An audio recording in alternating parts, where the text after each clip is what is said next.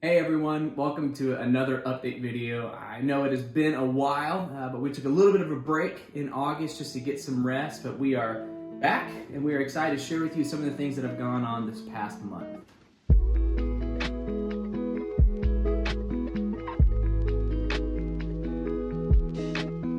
So towards the beginning of September, we started back up our weekly ministries, including our ESL classes. Normally, historically, I guess, these classes have kind of started slow the beginning of the semester, but I feel like we've had a great start to this year. We've had several new students coming and also returning students that have been coming. It's just been sweet to already build these relationships, and just people are so appreciative of these classes, and so I'm excited to see what continues to happen and the relationships that continue to build in these classes.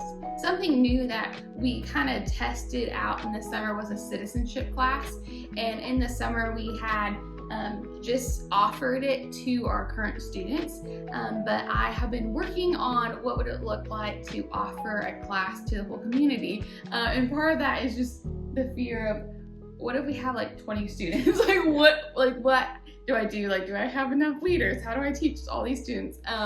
And so kind of been learning more about this process and been able to help one of our students practice to become a citizen, and it's been beneficial for both of us. I have learned how the process is and like what she's been going through, and she's also been able to get some practice in it, so that's been sweet. A sweet relationship too has been forming. So here at the beginning of October, we are going to formally launch a citizenship class that will be weekly on Thursdays. It has just been a blessing to have the community center that we've been able to use this space on Thursdays for this class.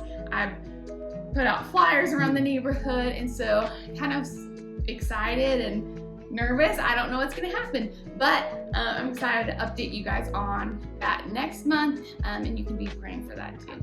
Towards the beginning of September, we started back our teen ministry, and every school year that begins with our annual donut giveaway. We've done this the last few years where we buy a bunch of donuts and we go outside of the nearby high school and just pass out donuts to students and faculty as they walk by, and it's grown each year, where the first year I think we did 6 dozen, and then we did 8 dozen a couple years, and then this year with what the church bought and what was donated, we had, I believe, 15 dozen donuts to give to students. And so the first day of school, we went out there and sat outside of the high school and passed out donuts to the students and gave some to the faculty. And each year, that's just been a great way to touch base with the faculty, to let them know that we're here and we're praying for them and we're supporting them, getting to see students that we've met in the past and just reconnect with them, and then also get to meet new students. And so it's been a blessing each year to be able to do that. After the giveaway, we had a few extra dozen donuts that we took to our local elementary school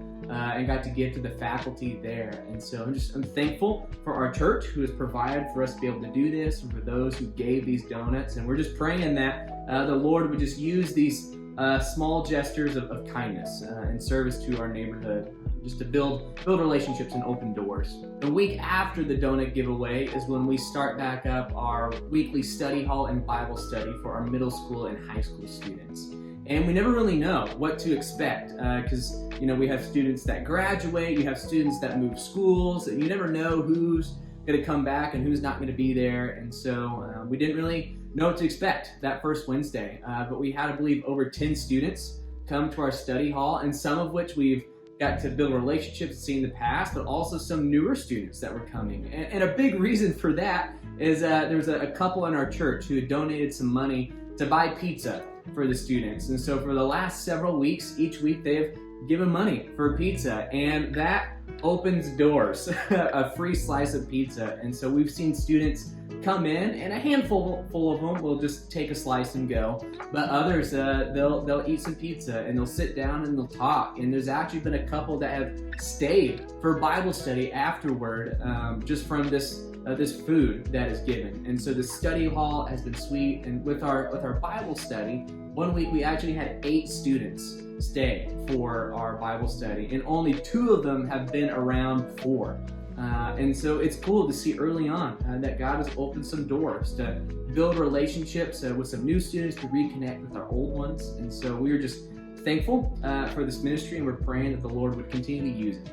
So this past summer, we took a break from super small groups, and for the month of September, kind of been trying out something new that I know Ben and Jordan, it's been in the works for a while, is a membership class. So each week in September, we've all been meeting together, whether members or not members, have been coming together, and we've been learning about what is church membership, why is it important, what does the church believe, and Ben's actually been able to lead that each week, and so he's done a great job, and we're kind of the guinea pigs of what this would look like in the future to do this continually on a regular basis. It's been a really good thing, and so I'm hopeful that it's been beneficial to our current members, but also I think we're excited and expectant that new people will sign up to become a member. And so we're just excited to see how the Lord continues to build up and grow the body of Christ here in this neighborhood.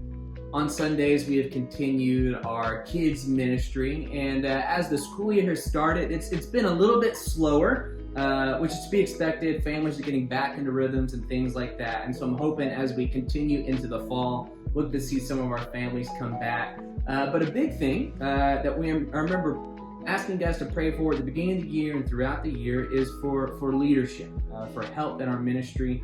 And one big update is one of our current leaders. She has helped teach on Sundays several times in the past, and on Sundays where I've been preaching or where we're out of town, or just to step in. She has stepped up to lead, and she has agreed to teach more consistently from now on, where I will be taking more of an administrative role, where I'll get to plan the lessons and send out the material. But on Sunday, this church member will get to do the teaching. And so this is just a big answered prayer. So here in the next month or so, she'll be stepping into that role. And so I'm excited to see how she does, and to see what more the Lord is going to do with this kids ministry. So as many of you already know, we did not get a yes from the school that we were hoping to be able to start renting out from in October. And so that has been disappointing news, kind of got strung along there for a while.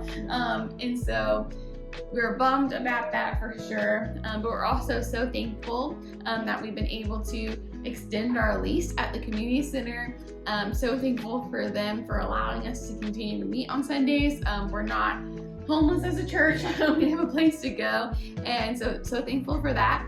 And we're just expecting to see what the Lord does. He might do something bigger and better than what we could ever expect or imagine. And so we're excited for that and looking forward to that. And one thing that we are looking into is talking with a realtor in our church about, is there a space in the neighborhood somewhere else that we could rent or that we could buy? What would this look like? And so hopefully here soon we'll get to go tour some locations. So we are so thankful that we have a place to continue to meet, and we're just expectant about what the Lord is going to do.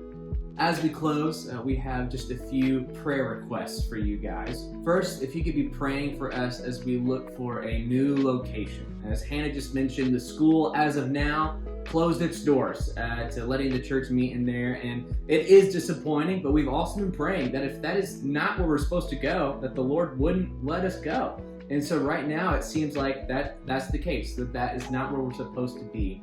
So if you could be praying for us as a staff, as a church body, as we look forward to being in a new space, in a bigger space, that God would help us to be faithful and not put limits on what He can do. We would be a prayerful church in this time, that we wouldn't just wait for something to happen, but we would be petitioning and requesting the Lord and being hopeful and expectant for what He's going to do, but also for wisdom, that the Lord would guide us where He wants us to be, whether it is a place right in the neighborhood or a place a little bit on the outside, if it's to rent a smaller space or to just try to buy a space. So we don't know, but we're open to what the Lord wants for us. And so if you could be praying along with us for our church as we look to find a new space here in the future. Our second request is that you would be praying for our ESL class and our citizenship class, especially for Hannah as she leads those each week writing lesson plans and getting things together, that the Lord would bless that. Over the last year, we have seen a growing need to witness to the nations because the nations are here. They are coming to this neighborhood, and so trying to find ways to build relationships and meet physical needs, but ultimately to point them to the Lord. So you'd be praying for Hannah, just that she would have wisdom and motivation and excitement each week to teach, but most importantly, that the Lord would use this to draw people to Himself, that we would have opportunities to point people to the Son and to the only gospel that can save. So you'd be praying for that ministry, that it would be successful, not just in teaching English and preparing people for citizenship, but also to lead people to Jesus Christ. The third request is that you'd be praying for our teen ministry. Each week we get to talk with students and hear about their lives and have the opportunity to speak some truth in a world that is full of darkness and deception.